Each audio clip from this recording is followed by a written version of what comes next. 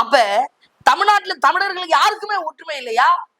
நாம் தமிழர் கட்சிக்கு தான் தமிழர்கள் அனைவரும் ஒற்றுமையா நின்று வாக்களிக்கணும் அப்படிங்கிற சிந்தனை உங்க மனதில் இல்லையா?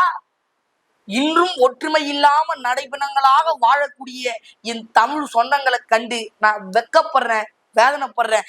இந்த இனத்திலேயாடா பிறந்த அப்படின்ட்டு கேவலமா நினைக்கிறேன். ஒரு மனிதன் இவ்வளவு உரிமைகளுக்காக, தமிழர்களுக்காக கடைசி நொடி தொண்டை வறண்டு பேசவே முடியலனா கூட நின்று பேசுறான். அப்பயும் ஒற்றுமையே இல்லாம நடைபெணங்கள் மாதிரி யாருக்கோ வாக்களிக்கிறீங்களே, ஒற்றுமை இல்ல.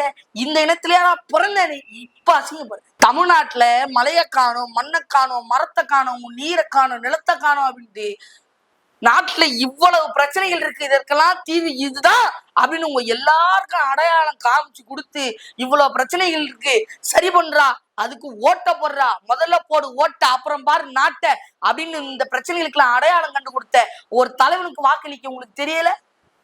வெக்கமா இல்ல? அசிங்கமா இல்ல?